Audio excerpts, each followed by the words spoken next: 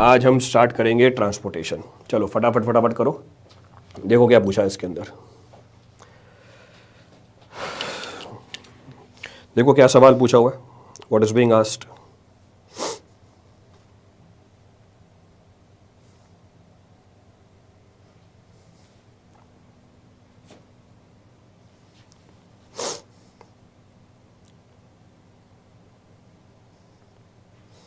SSCJ का result आ गया, चलो बहुत बढ़िया।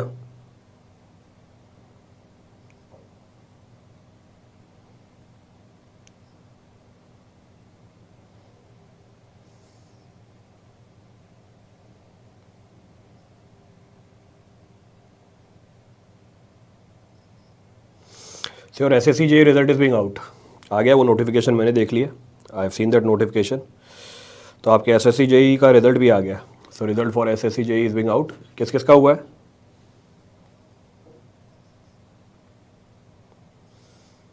Your SSCJ notification is also being out. Last में मैं उसको भी डिस्कस कर लूँगा एक बार, क्लास खत्म होगी ना, I discuss that also. Share कर लिया मैंने, यहीं पे डिस्कस कर लूँगा मैं। बहुत बढ़िया। सर्वे का मैराथन कब होगा? जब प्रभु ने चाहा, तो जब प्रभु की इच्छा।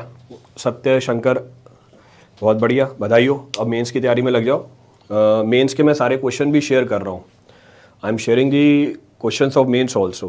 तो मेंस के जो क्वेश्चंस है वो मैं शेयर कर रहा हूँ, वो वाले क्वेश्चन कर जाना, डू दैट क्वेश्चन। तो वो मेरे ख्याल से उसी तरह के सवाल मिलेंगे। प्रभु को पता है, मेरे को कैसे पता? चलो अब फालतू की बातें बंद करो, सवाल देखो। एक सवाल भी नहीं किया अभी तक आज, 15 मिनट निकाल दिए फालतू की बातों में। एक तो क्लास में लेट से आते हो तुम, कितने की 6:30 की क्लास थी, 6:40 में तो आते हो तुम, ऊपर से 4-5 मिनट बोलते हो पहले वो ऐड कर दो हमारी, फिर वो ऐड करवाते हो अपनी, तो 15 मिनट तो तुमने यूँ ही निकलवा दिए। फिर अब सवाल एक भी नहीं किया। फटाफट करो सवाल। अब क्या सवाल पूछा है? The payment section is designed by a triaxial test method using the following data. The payment section is designed by a triaxial test method. ठीक है, using the following data. Wheel load दे रखा है 4100 kg, radius of the contact area 15 centimetre, traffic coefficient दे रखा है, rainfall coefficient दे रखी है x और वाई, अच्छी बात है। डिज़ाइन डिफ्लेक्शन दे रखी है आपको 0.25 centimetre, modulus of subgrade soil दे रखा है, modulus of elasticity of bituminous concrete दे रखा है, modulus of elasticity of base course material दे रखा है। ठीक है, the thickness in centimetre of the base course material if a 7.5 centimetre bituminous concrete surface is being provided. अच्छा, bituminous concrete भी दे रखी है 7.5, यानी इक्वलेंट थिकनेस निकालनी पड़ेगी। तो पहले तो मुझे थिकनेस निकालनी है बेस कोर्स मटेरियल की। चलो सर, आप अपनी बता रहे हो, हमारी तुम्हारी बता रहा हूँ और किसकी बता रहा हूँ? चलो कैलकुलेट करो उसे। तो पहले क्या निकालना पड़ेगा? पहले तो आपको ये अज्यूम करना पड़ेगा जो पेमेंट है वो किससे बनी हुई है? सिंगल लेयर से बनी हुई है। Single layer of what? Base course material. तो ट्राइएक्सियल मेथड के हिसाब से थिकनेस कैलकुलेट करनी पड़ेगी आपको। So as per the triaxial method you have to calculate the thickness. Calculate करो फटाफट।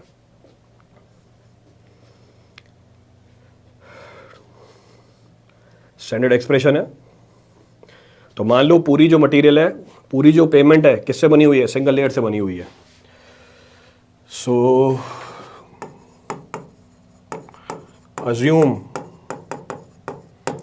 entire payment of base course material। तो मान लो पूरी पेमेंट किससे बनी हुई है? सर क्वेश्चन के साइड में हो जाएगा, क्वेश्चन के साइड में हो जाएगा। क्या बोल रहा है? क्वेश्चन के साइड में हो जाएगा। तुम सवाल करो यार। तो मान लिया हमने पूरी थिकनेस किसकी है? बेस कोर्स की है। सो एज पर ट्राइएक्सियल मेथड ये किसके बराबर होती है? फटाफट एक्सप्रेशन बताओ। 58.4 आंसर भी निकाल दिया, गजब। आप क्वेश्चन के सामने आ गए। अच्छा, क्वेश्चन के साइड में हो गया। लो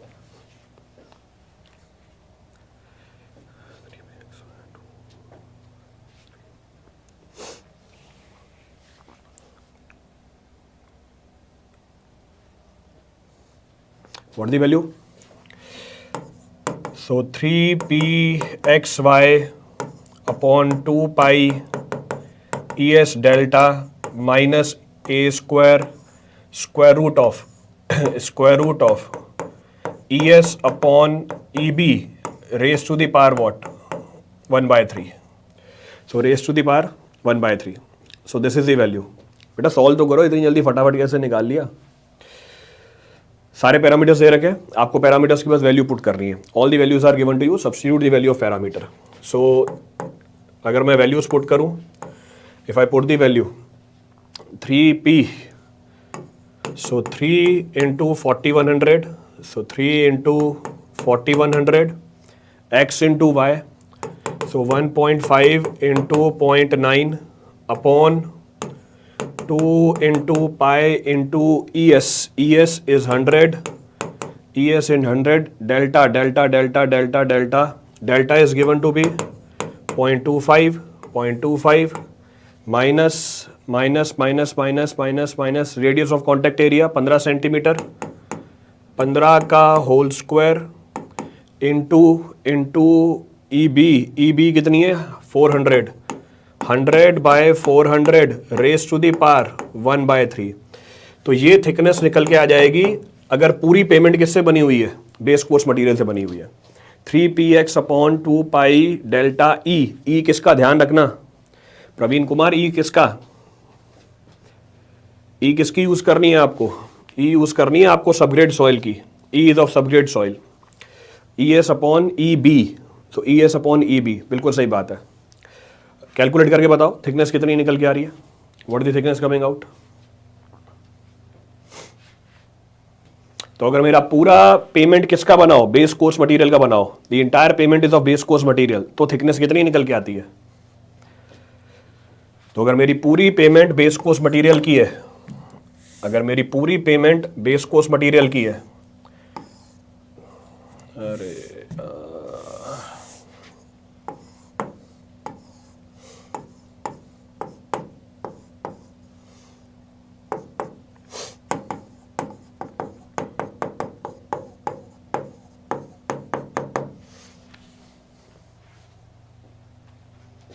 कितना आ रहा है रिजल्ट 65.9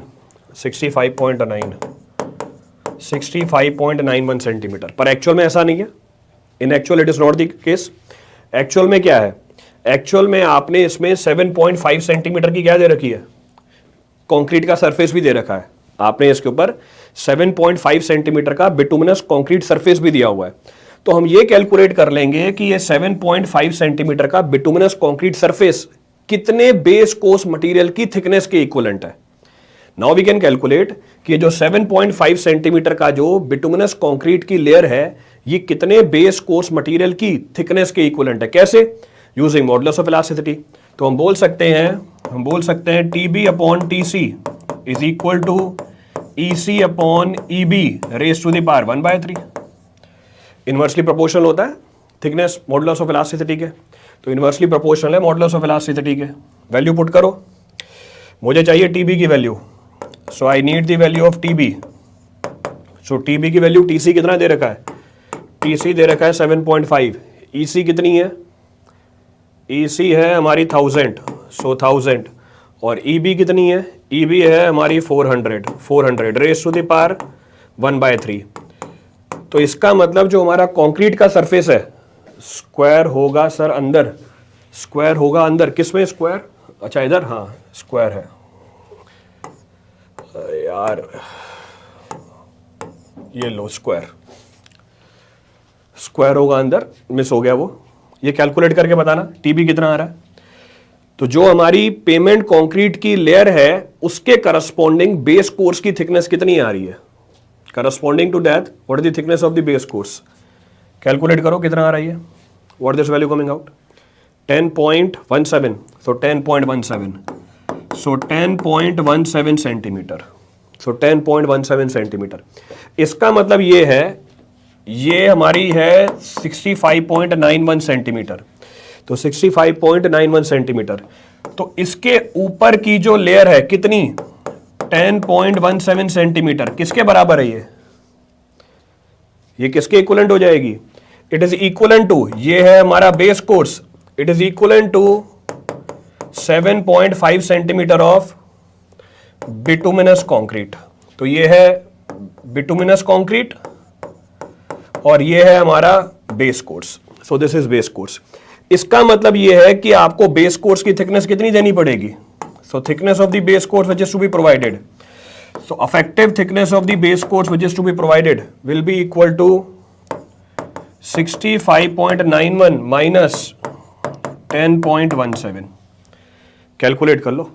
55.74 सेंटीमीटर, तो 55.74 centimetre. So answer is C. Bibu, Prasanna, Akanksha, बिल्कुल सही बात है, एब्सोल्युटली करेक्ट। तो एक्चुअल में क्या होगा? 55.73 का आपको क्या देना पड़ेगा? बेस कोर्स देना पड़ेगा। इसके ऊपर आप 7.5 सेंटीमीटर की क्या दोगे? कंक्रीट की लेयर दोगे। पर वो कंक्रीट की लेयर कितनी बेस कोर्स के इक्विवेलेंट होगी? 10.17 बेस कोर्स के इक्विवेलेंट होगी। तो जो लोड आपको दे रखा है उसको कैरी करने के लिए टोटल थिकनेस कितनी हो जाएगी? टोटल थिकनेस हो जाएगी हमारी 65.9 सेंटीमीटर। Good question. हाँ, वो आईआईटी कानपुर वाला है ना, ये आईआईटी कानपुर वाला है, इसलिए गुड क्वेश्चन है। वो था ना, कल आया था कि इस बार पेपर आईआईटी कानपुर बनाएगा।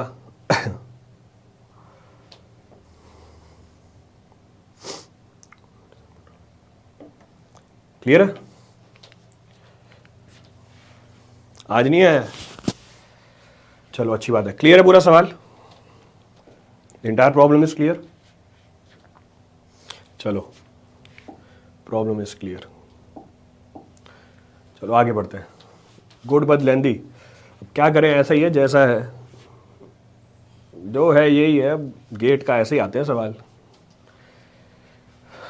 मतलब हर चीज़ में दिक्कत, मतलब इंसान कभी कभी सेटिस्फाई नहीं होगा। अच्छा सवाल है पर लेंदी सवाल है, फिर नहीं कराओ तो सर ये तो आसान सवाल है, नहीं सर ये तो बहुत मुश्किल सवाल आ गया, आईआईटी कानपुर में आएगा ये तो आईआईटी कानपुर पेपर बना रहा है। मतलब हर चीज़ में दिक्कत, जो मर्जी करा लो। चलो आगे बढ़ते हैं। थोड़ा साइड ही रहिएगा सर। लो भैया साइड ही रहते हैं, भारी कर दो फ्रेम के तो। चलो, which of the following statement is correct about mix Marshall method? Mix Marshall method. So which of the following statement is correct about mix Marshall method? ठीक है। The initial fall in VMA versus bitumen content is due to reorientation of the aggregate. Is due to, space है बीच में, is due to reorientation of the aggregate. VMA पहले तो बताना भैया, VMA क्या? VMA का मतलब होता है voids in mineral aggregate. VMA stands for what? Voids in mineral aggregate. तो अगर मैं आपको कर्व दिखाऊं, परसेंटेज VMA और बिटुमन का कर्व कैसे आती है? This is how the curve comes. So percentage of voids in mineral aggregate to the bitumen is this much. तो ये बोल रहा है the initial fall in the VMA versus bitumen content is due to reorientation of the aggregate. आगे क्या है? Marshall stability value. आगे Marshall stability value है, ठीक है, बाद में देखेंगे। तो first point of reference voids in mineral aggregate. तो फर्स्ट पॉइंट ऑफ रेफरेंस क्या है? VMA। The VMA value of a given aggregate gradation should theoretically remain constant. ये जो VMA वैल्यू है एक पर्टिकुलर एग्रीगेट के लिए क्या रहनी चाहिए? कांस्टेंट रहनी चाहिए। पर कई बार लो बिटुमन कंटेंट पे ये क्या कर जाती है? डिक्रीज कर जाती है। तो अगर बिटुमन कंटेंट कम है, ये क्या कर रही है? डिक्रीज कर रही है। तो टेक्निकली ये वैल्यू कांस्टेंट रहनी चाहिए। पर कई बार अगर बिटुमन कंटेंट कम होता है, percentage voids in mineral aggregate क्या कर जाते हैं? डिक्रीज कर जाते हैं। अब क्यों डिक्रीज कर जाता है? This initial fall is due to reorientation of the aggregates. शुरुआत में हमारे जो एग्रीगेट्स हैं वो अपनी ओरिएंटेशन को चेंज कर रहे होते हैं, जिसकी वजह से जब परसेंटेज बिटुमन बढ़ रहा होता है, वॉइड्स इन मिनरल एग्रीगेट कम हो रहे होते हैं। जैसे ही अपनी मिनिमम वैल्यू पे आते हैं, इसके बाद बिटुमन कंटेंट के बढ़ने से ये क्या करती जाती है? वैल्यू बढ़ती जाती है। पर टेक्निकली ये क्या होना चाहिए? टेक्निकली ये आपका वैल्यू कांस्टेंट होना चाहिए। This value should be constant. इसका मतलब पहली बात क्या है? सही है, एब्सोल्युटली करेक्ट। दूसरी स्टेटमेंट क्या बोल रहा है? Marshall stability value is the maximum load at which sample fails. सही बात है ये भी। तो मार्शल स्टेबिलिटी वैल्यू वो मैक्सिमम लोड है जहां पे सैंपल क्या कर जाता है? जहां पे सैंपल क्या कर जाता है? फेल कर जाता है। At which the sample fails, बिल्कुल सही बात है। Flow is the deformation undergone by the sample at the maximum load where failure occurred. चलो ठीक है, ये बोल रहा है कि flow is the deformation, flow deformation होता है by the sample at which maximum load where failure is occurred. तो ये बोल रहा है फ्लो डिफॉर्मेशन होता है under the application of the maximum load, under the application of maximum load. तो बिल्कुल सही बात है, हम डिफॉर्मेशन को क्या बोल सकते हैं, फ्लो बोल सकते हैं, absolutely correct. After certain bitumen content stability value starts to fall because the applied value is transmitted at the hydrostatic pressure. अब लास्ट वाली स्टेटमेंट क्या बोल रहा है, लास्ट वाली स्टेटमेंट भी ये बोल रहा है इनिशियली अगर आप एग्रीगेट्स को बढ़ाते हो, इनिशियली जब आप एग्रीगेट्स को बढ़ाते हो जो बॉन्ड होता है वो स्ट्रांग होता जाता है। तो इनिशियली जो हमारी वैल्यू होती है स्टेबिलिटी की, एग्रीगेट और बिटुमन के बॉन्ड के साथ चेंज होती रहती है। सो वील से कि जो स्टेबिलिटी वैल्यू है initially increases and then decreases. तो स्टेबिलिटी वैल्यू इनिशियली इंक्रीज करती है और बाद में डिक्रीज करती है। अब ये क्यों इनिशियली इंक्रीज करती है, it initially increases reason being aggregate और बिटुमन का बॉन्ड क्या होता है, स्ट्रांग होता है। तो इनिशियली इसके बढ़ने के पीछे रीजन क्या है, स्टेबिलिटी के बढ़ने के पीछे रीजन इनिशियल फेज में ये आता है कि एग्रीगेट और बिटुमन के बीच का स्ट्रांग बढ़ता रहता है। पर इसके बाद फिर गिरती क्यों है, ये स्टेबिलिटी डिक्रीज इसलिए करती है क्योंकि अंदर हाइड्रोस्टैटिक प्रेशर जो डेवलप होता है वो डिक्रीज करा देता है बॉन्ड की स्ट्रेंथ को। तो जैसे जैसे हाइड्रोस्टैटिक प्रेशर बढ़ता है जो बॉन्ड है एग्रीगेट और बिटुमन के बीच में वो वीक हो जाता है, वो वीक हो जाता है, इसका मतलब स्टेबिलिटी की वैल्यू क्या कर जाती है, फॉल कर जाती है। So after certain bitumen content the stability value starts to fall, सही बात है, because the applied load is transmitted at hydrostatic pressure. तो एब्सोल्युटली करेक्ट, इसका मतलब सारी बातें क्या है, सही है, all the statements are correct. तो सारी स्टेटमेंट सही है। चलो आगे बढ़ते हैं, नेक्स्ट प्रॉब्लम देखो अगला सवाल क्या है। An isolated three phase traffic signal is designed by an Webster method, the critical flow ratio for three phase, critical ratio for three phases are. तो y की वैल्यू दे रखी है 0.3 प्लस 0.35 प्लस 0.15, 0.5, 0.8। तो y क्या आ गया हमारा, y आ गया हमारा 0.8। क्या पूछा है इसमें, दी optimum cycle length in second nearest integer, cycle length निकाल सकते हो, ऑप्टिमम साइकिल लेंथ। सो ऑप्टिमम साइकिल लेंथ कितनी होती है, एक्सप्रेशन बताना, ऑप्टिमम साइकिल लेंथ। सो 1.5L plus 5 upon 1 minus y। सो 1.5L, L लॉस्ट टाइम कितना है, lost time, lost time is 4 second पर फेज, और कितने फेज का सिग्नल है, 3 फेज का।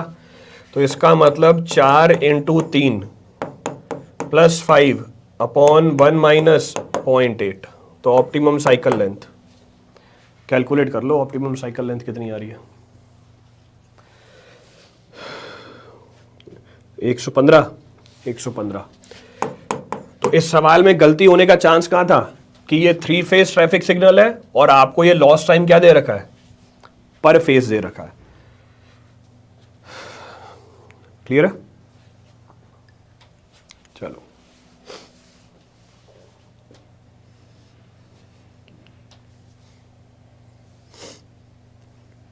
क्लियर है, चलो आगे बढ़ते हैं। So we'll continue.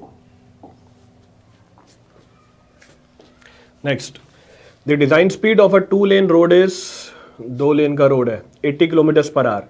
The design vehicle with the wheelbase is 6.6 meter is negotiating a horizontal curve on the road. Find out the off tracking if the radius of the curve is 250 metre. ये तो simple सवाल है, of trekking निकालनी है आपको,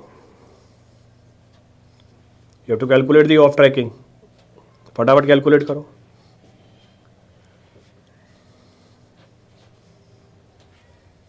calculate off tracking, this can be found very easily।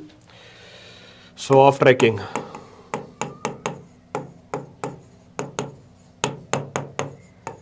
off tracking is L square by 2R,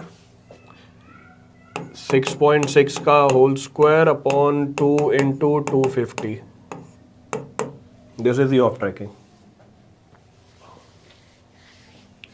कितनी value आ रही है, 0.08712, 0.08712 मीटर।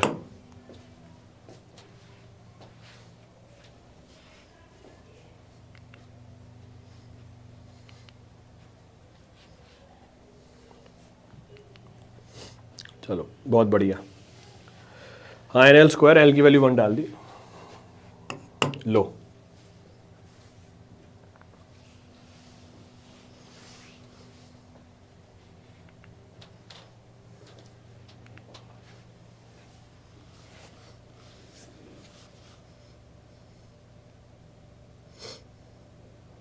चलिए आगे, चलो आगे बढ़ते हैं।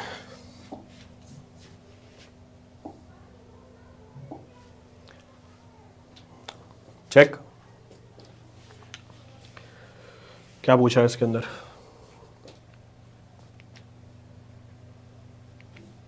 Again a very good problem, छोटा सा सवाल है पर कंसेप्चुअली अच्छा प्रॉब्लम है। Conceptually it is a good problem. Sir सारे सवाल बहुत बढ़िया हैं। बढ़िया बात है, सारे सवाल बहुत बढ़िया हैं। तो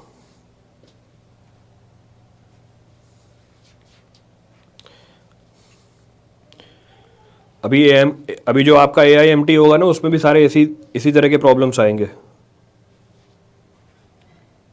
will find the problems to be like this only.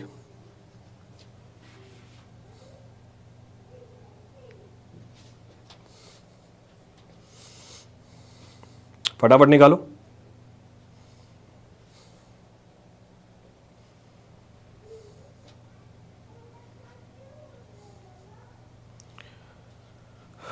कितनी आ रही है? 0.5।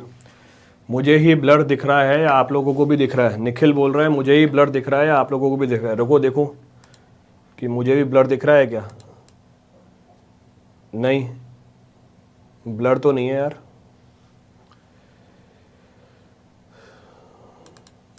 और किसी को भी ब्लर दिख रहा है क्या? देखो अब दिखा था, अब ठीक है।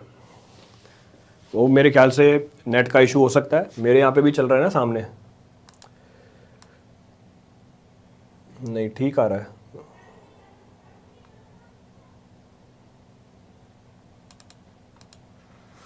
चलो प्रॉब्लम क्या पूछ रहा है? प्रॉब्लम क्या पूछी है? Find out the peak hour factor if the total flow observed in the peak hour is 6000 and the maximum number of vehicles observed in any 5 minute is 1000। तो बोल रहा है पीक आवर फैक्टर बता दो। Peak hour factor किसके लिए? अब सही है नेट प्रॉब्लम। हाँ, पीक आवर फैक्टर निकालने हैं किसके लिए? 5 मिनट के लिए। So peak hour factor is to be found for 5 minutes. So peak hour factor for 5 minutes कैसे निकालेंगे? Total flow observed in peak hour, total flow observed in peak hour divide by maximum number of vehicles observed in any 5 minutes, any 5 minutes into n। n की वैल्यू क्या है? n की value होती है 60 bye जितने टाइम का peak hour factor आपको चाहिए। कैलकुलेट कर लो what is the value coming out. तो ये कैंसल आउट हुआ, ये ऊपर चला जाएगा। सो ये भी कैंसल आउट हुआ 0.5। So answer comes out to be 0.5। Range होती है। So it comes out to be 0.5। बढ़िया, 1 नंबर का सवाल है। Problem is of 1 marks. चलो आगे बढ़ते हैं। On a section of a road if the free flow speed is 60 kilometre per hour and jam density is 150 vehicle per kilometre, find the optimum density at a maximum flow as पर ग्रीनबर्ग्स model. याद रखना ये आपका रटा हुआ model नहीं है, ये आपका रटा हुआ मॉडल नहीं है। Take proper care of that. Sir यहां क्वेश्चंस बन जाता है, टेस्ट सीरीज में नहीं बनता। यहां तो मैं बना रहा हूं सवाल, आप थोड़ी बना रहे हो। यहां तो सवाल मैं बना रहा हूं।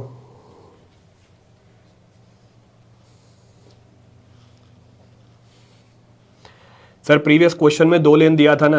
अरे तो ऑफ ट्रैकिंग तो सिंगल लेन के लिए होती है भाई, वाइडनिंग होती है नंबर ऑफ लेन्स के लिए। ऑफ ट्रैकिंग पूछी हुई है आपसे। ऑफ ट्रैकिंग पूछे ना आपसे, मैकेनिकल वाइडनिंग पूछता तो मैं 2 लेन के लिए निकालता। सवाल में क्या पूछा हुआ है? ऑफ ट्रैकिंग पूछी हुई है।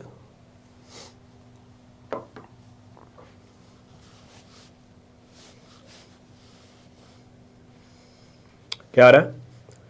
So Greenberg's model, so for Greenberg's model what is the optimum density? KJ by E। बिल्कुल सही बात है Nidhi Rawat. Optimum density is equal to KJ by E। Jam density is how much?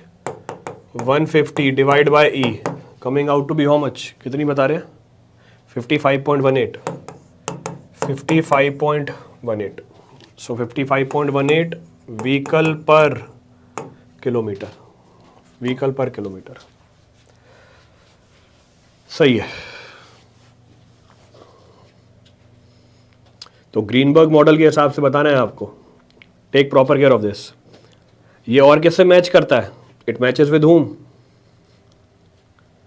ये और किससे मैच कर जाता है? ये ग्रीनबर्ग के साथ और कौन सा होता है?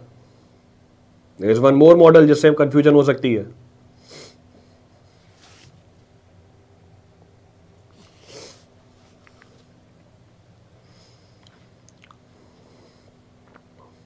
ग्रीन शील्ड मॉडल, बिल्कुल सही बात है। और ग्रीन शील्ड मॉडल में हमारी ऑप्टिमम डेंसिटी कितनी होती है? For green shield model what is the optimum density? SSC JE pre हो गया, बहुत बधाई हो। ग्रीन शील्ड मॉडल में कितनी होती है? इट इज kj/2, और kj/2 के हिसाब से भी देखो आंसर है इसके अंदर। तो kj/2 के हिसाब से भी आंसर दिया हुआ है यहाँ पे, तो ध्यान रखना है इस चीज का। Take proper care of that.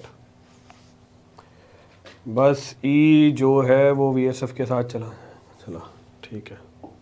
चलो आगे बढ़ते हैं। तो विल कंटिन्यू। नेक्स्ट पॉइंट क्या पूछ रहा है? नेक्स्ट पॉइंट पूछ रहा है which of the following statement are correct regarding the aircraft. कौन सी स्टेटमेंट सही है एयरक्राफ्ट के रिगार्डिंग? कौन सी स्टेटमेंट सही है एयरक्राफ्ट? अच्छा, हवाई जहाज का आ गया सवाल अब। तो अभी तक हाईवे के थे, अब हमारे एयरपोर्ट के सवाल आ गया।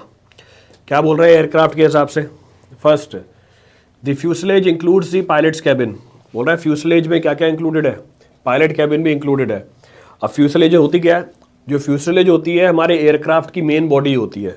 जो फ्यूसलेज होती है ये हमारे एयरक्राफ्ट की मेन बॉडी होती है। क्या क्या चीज़ें इंक्लूडेड होती हैं इसके अंदर? पैसेंजर का कैबिन होता है, पायलट का कैबिन होता है, और जो टेल होती है एयरक्राफ्ट की वो भी आ जाती है इसके अंदर। इसका मतलब फ्यूसलेज में क्या है? पायलट का कैबिन है, बिल्कुल सही बात है। Next, maximum landing weight of an aircraft is more than the maximum take off weight. तो ऐसा ही है, जब एयरक्राफ्ट उड़ता है उसमें फ्यूल भरते हैं, और जब उतरता है तो फ्यूल का वेट भी जुड़ जाता है उसके अंदर। जब एयरक्राफ्ट चलता है तो उस पर फ्यूल भरते हैं ऊपर हवा में, जब वो लैंड करता है तो वेट बढ़ जाता है। ये देखो निधि रावत बोल रही है यस, ये गलत बोल रहा है। ये लैंडिंग वेट क्या होगा? कम होगा। वो देखो ऑल ऑफ दीज, बहुत बढ़िया। ये देखो राजू यादव। तो जब एयरक्राफ्ट उड़ता है उसमें फ्यूल भरते हैं ऊपर हवा में, तो जब वो उतरता है वेट उसका बढ़ जाता है।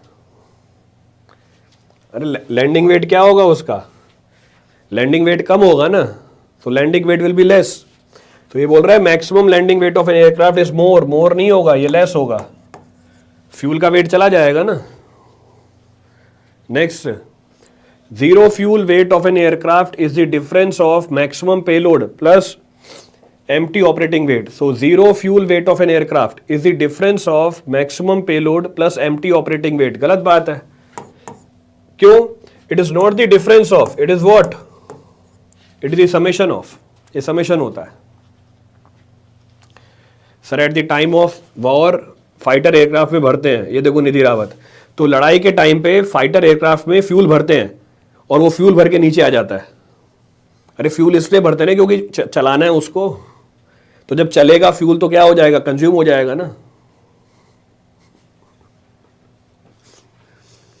तो फ्यूल क्यों भरा आपने लड़ाई के टाइम पे? इसलिए भरा ना कि कम पड़ गया था, वापस नीचे नहीं आना पड़े। तो आपने वापस फ्यूल भरा, वापस वो चला, वापस कंज्यूम हो गया। तो ऐसा कैसे पॉसिबल हो सकता है? मतलब ये देखो निधि रावत का भी देखो भैया, मस्त है। तो ये इसके फ्यूल, इसमें फ्यूल भरा एयरक्राफ्ट के अंदर, लेट सपोज 1000 किलो। इसने टेक ऑफ किया और रास्ते में इसमें बचा सिर्फ 100 किलो। तो इसने हवा में भरा, हवा में कितना भरेगा? 900 किलो ही भर पाएगा ना। 900 किलो भरेगा, वापस जब उतरेगा वेट भैया 1000 किलो से कम ही तो होगा ना। तो ऐसा तो कभी पॉसिबल हो ही नहीं सकता कि भैया जो टेक ऑफ वेट है उसकी वैल्यू कम निकल के आ जाए लैंडिंग वेट से। चलो भैया, सो आंसर कौन सा है इसका? Only one.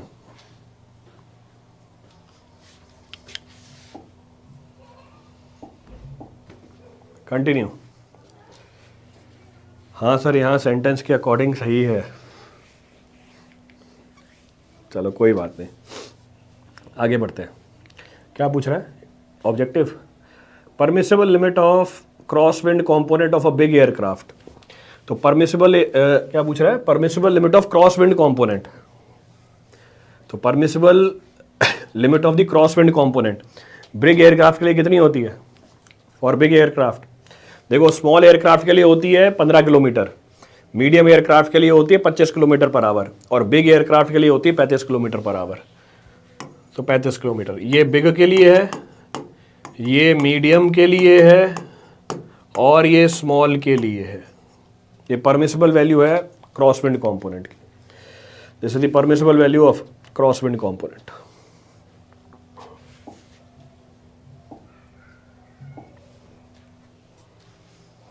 चलो next problem. Hemant, the length of the valley curve provided on the basis of the comfort condition, take gradient equals to 0.06 and speed equals to 65 kilometre per our. Units का ध्यान देना, kilometre per our में speed.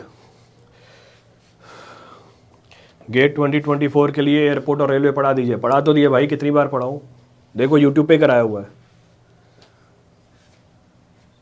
वो YouTube पे पढ़ाया हुआ है। तो 2023 में पढ़ाया था ये, और 2024 में अभी कुछ चेंज नहीं आया है एयरपोर्ट और रेलवे के अंदर। यूट्यूब पे ही है, ढूंढो तो सही। मतलब कितनी अज्ञानता है, सब कुछ करा रखा है उसके बाद भी करा दो। अभी क्या और कैसे कराऊं? So length of the valley curve पूछी हुई है। Length of the valley curve is being asked. Airport मिला ही नहीं। एयरपोर्ट शहर के बाहर होता है, थोड़ा अच्छी तरह ढूंढो। जनरली एयरपोर्ट शहर के बाहर होता है, अच्छी तरह ढूंढो, मिल जाएगा। तो length of the valley curve क्या होती है? क्यूबिक पैराबोला होती है। So length of the valley curve is cubical parabola. So length of the valley curve, so twice square root of v cube by c। Value put करो, simplify करके निकाल लो। Substitute the value, simplify and calculate. So it is equal to twice, gradient कितना दिया हुआ है?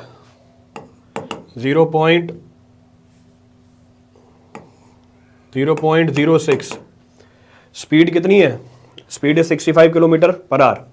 65 kilometre per our, तो 5/18 convert किया होल क्यूब। अच्छा, सी की value, permissible rate of acceleration. Permissible rate of acceleration कितनी लेके चलेंगे? 0.6 मीटर पर सेकंड स्क्वायर, क्योंकि कंफर्ट के लिए पूछ रहा है।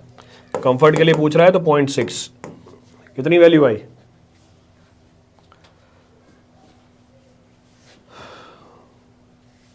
What is the value coming out? 49.84. So 49.84 metre. तो 49.84 मीटर। आंसर क्या आ गया? 49 यानी ए। 48 आ रहा है, वो ऊपर 49 बोल रहा था कोई। सो 48.5, 48.52। सो 48.52 मीटर पर सेकंड। हाँ, मीटर पर सेकंड क्यूब, ठीक है। Metre per second cube, not second square. Rate of acceleration है, तो रेट ऑफ एक्सेलरेशन या तो लिखोगे metre per second square per second, या क्या लोगे? मीटर पर सेकंड क्यूब, जो मर्जी समझ लो। So either you can say metre per second square per second, और you can say metre per second cube. चलो आगे बढ़ते हैं।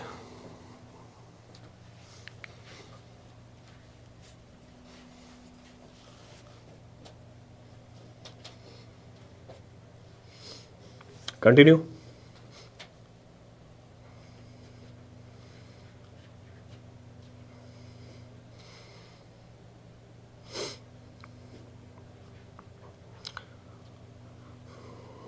और कैसे हैं सर? मैं हैंडसम हूँ, तुम बताओ कैसे हो? 33 सेकेंड, मैंने सवाल भी नहीं पढ़ा, बीबू ने कर भी लिया। The lost time due to starting delay and final delay is 4 second each. Lost time दे रखा है स्टार्टिंग डिले फाइनल डिले का 4 second each on a traffic signal approach. On a traffic signal approach the actual green time is 35 seconds, actual green time है 35 second, and amber time is 2 second, effective green time. Simple सवाल है ये तो, simple सवाल है ये तो। Affective green time निकालना है। Affective green time, actual green time plus amber time minus total loss time. Actual green time कितना है 35 और एम्बर टाइम कितना है 2, लॉस टाइम कितना है 4 + 4। तो कैलकुलेट करो 37 - 8, 37 - 8 क्या हो गया, ये 29 सेकेंड्स हो गया। So 29 seconds is simple.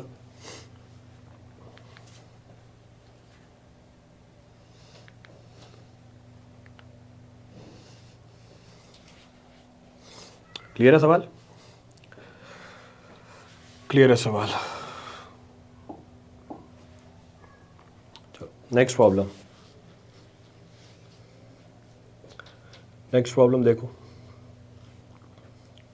Next problem क्या है, which of the following type of crossing are classified based on the shape of crossing. अच्छा, क्रॉसिंग की क्लासिफिकेशन पूछी on the base of shape of the crossing. अच्छा देखो, crossing को classify कर सकते हैं दो तरीकों से। पहला, पोल क्रिएट करूं, पोल कैसे क्रिएट करूं, यूट्यूब पे पोल थोड़ी क्रिएट होगा। देखो, क्रॉसिंग को क्लासिफाई कर सकते हैं, सर 2 × 4 क्यों किया, 2 × 4 क्यों किया भाई, इनिशियल और फाइनल लॉस टाइम दे रखा है ना आपको, बोला 2 × 4 क्यों किया। Loss time, starting delay, final delay 4-4 second का है ना भाई। टोटल लॉस टाइम लिखना है ना, तो स्टार्टिंग का डिले और फाइनल डिले दोनों दे रखे ना 4-4 सेकंड के। अच्छा, डिस्कस क्या कर रहा था मैं, भुला दिया। जो क्लासिफिकेशन है क्रॉसिंग की, पहली classification based on the assembly of the crossing. पहली classification based on the assembly of the crossing. तो असेंबली के बिहाफ पे क्रॉसिंग कैसे क्लासिफाइड है, पहली रैम्ड एंड स्प्रिंग। तो जो रैम्ड और स्प्रिंग है ये किसके हिसाब से है, ये है ऑन द बेसिस ऑफ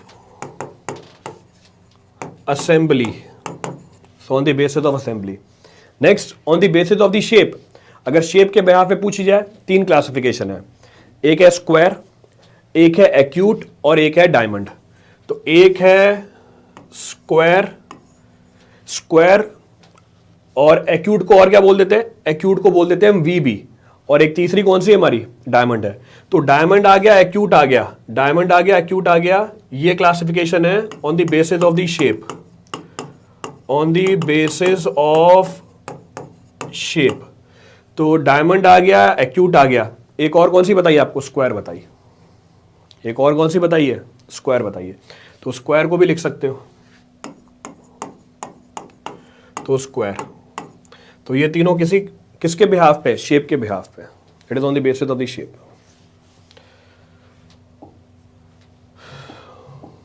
चलो आगे बढ़ते हैं।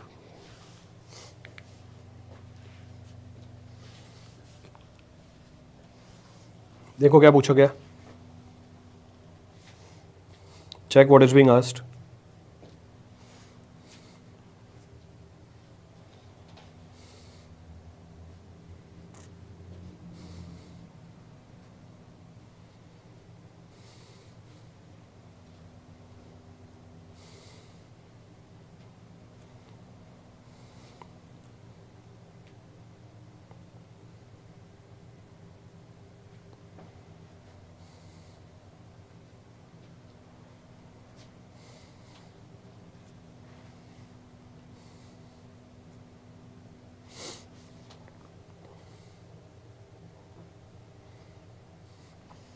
आ रहा है किसी का, सर रेलवे का है, एयरपोर्ट का सवाल है, ये रेलवे का है, एयरपोर्ट का सवाल है, रेलवे का है, एयरपोर्ट का सवाल है, ये क्या पूछ रहे हो भाई। चलो देखो क्या सवाल है, problem says what, a broad gauge branch line takes off as a country fracture from the main line. ठीक है, ब्रॉड गेज ब्रांच लाइन निकल रही है हमारी मेन लाइन से, ठीक है। If the super elevation required for the branch line is 24 mm और कैंट डेफिशिएंसी दे रखी है 70 mm की, then the super elevation to be actually provided. Again simple है, अगेन सिंपल। तो एक्चुअल में आपको कितना सुपर एलिवेशन देना है, So actual super elevation to be provided is equal to super elevation of the branch required minus Kent deficiency. तो actual में एक तो रिक्वायर्ड कितनी है, रिक्वायर्ड है 24 mm की और Kent एफिशिएंसी कितनी है 70 की, तो माइनस कितना हुआ 4 और ये 6, minus 46 mm. So minus 46 mm. Railway airport, भाई अब तो पेपर देने वाले हो, मतलब ये नहीं पता कर पा रहे यार रेलवे का सवाल है एयरपोर्ट का सवाल है, ना रेलवे का है ना एयरपोर्ट का है, वाटरवे का सवाल है। मतलब अभी तक ये नहीं पता कर पा रहा, पेपर है हमारा अगले महीने, बोल रहा है रेलवे एयरपोर्ट का सवाल है, साफ साफ पता चल रहा है वाटरवे का सवाल है। कहां चलता है पानी का जहाज? तो अब तो 1 महीना आने वाला है। चलें आगे,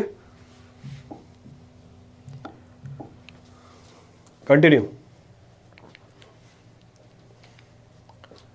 देखो लास्ट प्रॉब्लम, लास्ट नहीं इसके बाद भी कर लेंगे, 1-2 सवाल तो और हो जाएंगे।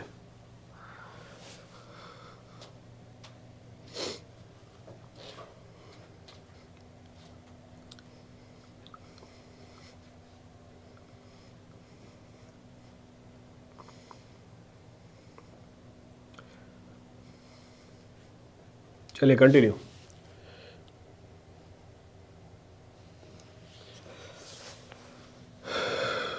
क्या पूछा हुआ है? A plate load test is carried out on the subgrade soil using 300 mm radius rigid plate. Plate load test rigid plate पे किया, ठीक है। A load of 12 ton resulted in a deflection of 1.8 mm। The elastic modulus in MP of the soil if the Poisson ratio is 0.35। फिर से standard expression based है। देखो transportation अगर मैं एनवायरनमेंट और सॉइल से कंपेयर करूं, मेरे हिसाब से ज़्यादा नंबर दिलाएगा आपको। क्यों? ट्रांसपोर्टेशन में 90% चीज़ फॉर्मूला बेस्ड आएंगी, बहुत ही कम चीज़ें होती हैं जिसको वो मैनिपुलेट कर पाता है, होती है मैनिपुलेशन पर बहुत ही कम होती है। एनवायरनमेंट सॉइल में कंसेप्ट बहुत ज़्यादा है, यहाँ पे कंसेप्ट लिमिटेड है, तो बहुत कम ऑप्शन बचता है मैनिपुलेशन का, पर सवाल बहुत आते हैं इसमें से। तीसरे नंबर का वेटेज पोजेस करता है ट्रांसपोर्टेशन। तो डायरेक्टली डिफ्लेक्शन है, रिजिड प्लेट की है, कितनी होती है delta of rigid plate. So delta of rigid plate 1.18 PA by E, value put करनी है आपको इसके अंदर, directly substitute the value, simplify and calculate. P की वैल्यू कितनी होगी, what about the value of P? P की वैल्यू होगी load divide by area. Load कितना है हमारा?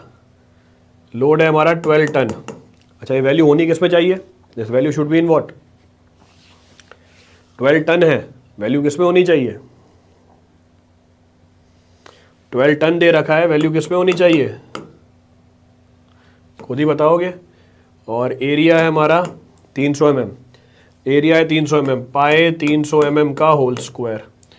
देन छोटा है, छोटा है, छोटा है, छोटा है, what the value of small है? सेम वही 300 अपॉन व्हाट 1.8 अपॉन ई, ये आपको निकालना है। जरा बताना 12 kg में, so it should be in what kg। So kg में होना चाहिए, सो kg में होना चाहिए। सिंप्लीफाई करके निकाल लो, simplify and calculate.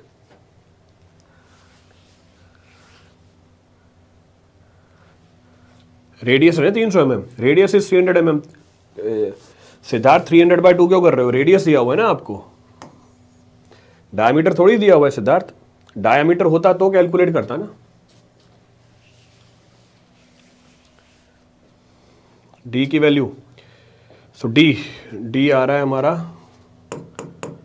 83.47 MPa।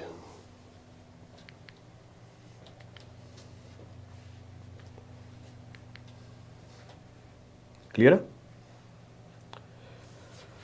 Raju Yadav, चलो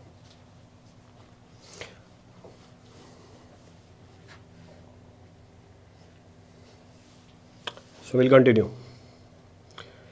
देखो अगला सवाल क्या पूछा हुआ है, what the next problem being asked. Next problem says the viscosity of the bituminous material used for the tack coat is higher than that used for prime coat. The primed surface is allowed to cure for at least 24 hours during which no traffic is allowed. ठीक है, viscosity की बात कर रहा है,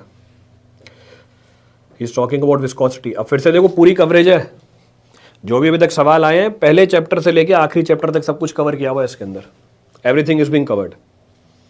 तो कोई ना कोई सवाल तो भिड़ ही जाएगा आपका। देखो सवाल बोल रहा है कि जो आपकी बिटुमन यूज़ करी आपने, जो आपने बिटुमन यूज़ करी टैग कोट के लिए, उसकी विस्कोसिटी क्या है, ज़्यादा होती है प्राइम कोट से। तो पहले तो मुझे पता होना चाहिए भैया प्राइम कोट क्या होता है। तो जो बिटुमन का प्राइम कोट होता है सबसे पहला कोट होता है, सबसे पहला कोट होता है जो हम किसके ऊपर लगाते हैं, एग्जिस्टिंग जो हमारी पेमेंट होती है उसके ऊपर लगाते हैं, जैसे WBM। इसकी विस्कोसिटी कम रखी जाती है। प्राइम कोट का पर्पस क्या होता है, प्राइम कोट का पर्पस होता है जो भी हमारे वॉइड्स हैं कैपिलरी के, जो भी हमारे वॉइड्स हैं कैपिलरी के उसको फिल करना, जो भी लूज मटेरियल है उसको बाइंड करना। तो प्राइम कोट का काम यही होता है। तो इसमें विस्कोसिटी कम रखी जाती है। प्राइम कोट लगाया आपने, फिर सरफेस को छोड़ देते हैं क्योर होने के लिए, इसके ऊपर टैग कोट लगाया जाता है। तो टैग कोट क्या होता है, बिटुमन का टैग कोट होता है, it is the application of the bituminous material over the existing payment surface, जैसे हमारी प्राइम कोट। इसकी विस्कोसिटी क्या रखी जाती है, इसकी विस्कोसिटी ज्यादा रखी जाती है। Here the viscosity is kept to be comparatively more. तो पहले वाला बात सही है कि टैग कोट में जो बिटुमिनस मटेरियल यूज किया उसकी विस्कोसिटी हायर है प्राइम कोट से। दूसरी स्टेटमेंट भी सही है, the primed surface is allowed to cure for at least 24 hours during which no traffic is allowed. तो पहली बात भी सही है, दूसरी बात भी सही है, पर दूसरी वाली बात पहली वाली बात का एक्सप्लेनेशन नहीं है। दूसरी वाली बात पहली वाली बात का क्या नहीं है, एक्सप्लेनेशन नहीं है। इसका मतलब आंसर क्या है, इसका मतलब आंसर है हमारा B, answer comes out to be. अरे भाई थोड़ा पीछे खड़े रहो, आगे जाओगे। Both are true but not the explanation.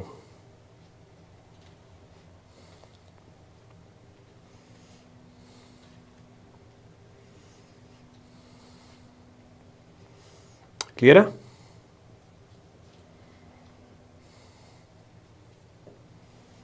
Repeat करना है इस पर कुछ?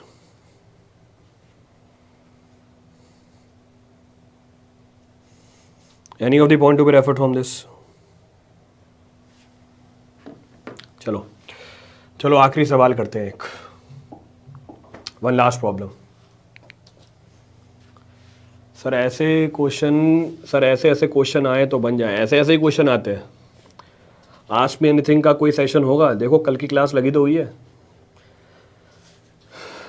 क्यों ऐसी बातें करते हो? मैं अपना काम पूरा कर लेता हूँ पहले से ही। देखो जाके स्पेशल क्लास लगी हुई नहीं लगी हुई, कल की क्लास भी लगी हुई है, ग्रुप पे आज दिन में लिंक भी शेयर किया है। Link is also being shared. Raju Yadav pre clear हो गया तुम्हारा, बधाई हो राजू यादव। यूट्यूब से पढ़ के किया है या प्लस पे किया है? ए ऑप्शन, आंसर भी निकाल लिया। 245। अब देखो यहाँ पे पर्पस क्या है हमारा, आपको nature of stress at different location पता होना चाहिए। ये सवाल मेरा कराने के पीछे रीज़न क्या है, यू शुड नो कि आपका नेचर ऑफ स्ट्रेस क्या निकल के आता है अलग अलग लोकेशन पे। क्लियर है चीज़? इस बात को समझाने के लिए पूरी टेबल आपको दे रखी है, the complete table is given to you. Raju Yadav plus पर कर रखा है, प्लस पे कर रखा है तो अभी देखो तुम मेरे को टेलीग्राम पे मैसेज करना, देखो तुम्हारा वो कराता हूँ, बच्चों से इंटरेक्शन कराता हूँ। अभी प्लस पे कर रखा है तो एक बार मेरे को टेलीग्राम पे हाय भेज देना कि hi sir I am Raju Yadav. तो आपको अलग अलग लोकेशन पे क्या पता होनी चाहिए, स्ट्रेसेस की नेचर पता होनी चाहिए। तो अलग अलग लोकेशन उठा लेता हूँ मैं। सो लोकेशन कौन कौन सी होती है हमारी? लोकेशन होती है, इंटीरियर होता है, एज होता है और कॉर्नर होता है। तो इंटीरियर, एक तो इंटीरियर होगा, दूसरा क्या होगा, एज होगा, और फिर तीसरा कॉर्नर होगा। एज होगा और कॉर्नर होगा। Next point of reference, portion कौन सा होता है, टॉप और बॉटम। फिर पोर्शन होगी टॉप बॉटम, ये निकल के आती है। तो ये निकल के आती है। फिर हमारा क्या निकल के आता है, स्ट्रेसेस, लोड का स्ट्रेस, वार्पिंग स्ट्रेस और फ्रिक्शनल स्ट्रेस। अब हम बात करेंगे लोड स्ट्रेस की। सो लोड स्ट्रेस, देन हमारे पास है वार्पिंग स्ट्रेस, देन हमारे पास है फ्रिक्शन स्ट्रेस। अच्छा, जो हमारा वार्पिंग स्ट्रेस है वो कब निकालते हैं, डे और नाइट में? वो अब हम निकालते हैं डे में और नाइट में। ये निकालते हैं समर में और विंटर में। तो समर और विंटर में ये पूरा एक लेक्चर लिया हुआ है इसके ऊपर मैंने, अब फटाफट से बता देता हूं। तो इंटीरियर रीजन ऊपर कंप्रेशन नीचे टेंशन, एज में ऊपर कंप्रेशन नीचे टेंशन, कॉर्नर में जस्ट उल्टा मतलब ऊपर टेंशन नीचे कंप्रेशन। ये ध्यान रखना, ये टॉप है ये बॉटम है, ये टॉप है ये बॉटम है, ये टॉप है ये बॉटम है, कंफ्यूज मत हो जाना। अब वार्पिंग में अगर डे की बात करूं, सब में सेम चलेगा, ऊपर कंप्रेशन नीचे टेंशन, ऊपर कंप्रेशन नीचे टेंशन, ऊपर कंप्रेशन नीचे टेंशन। नाइट में बात करूं जस्ट उल्टा हो जाएगा, ऊपर टेंशन नीचे कंप्रेशन, ऊपर टेंशन नीचे कंप्रेशन, ऊपर टेंशन नीचे कंप्रेशन।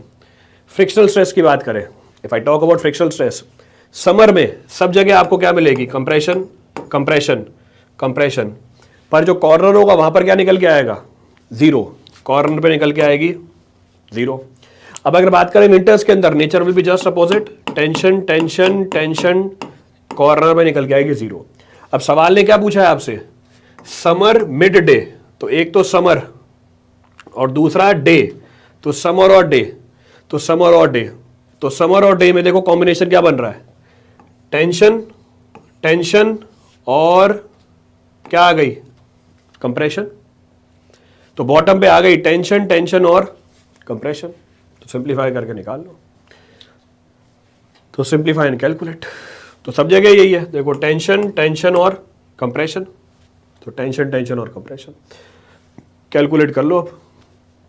तो समर में मिड डे के अंदर, तो समर में मिड डे के अंदर, तो कैलकुलेट क्या निकल के आ रही है, what is the result coming out.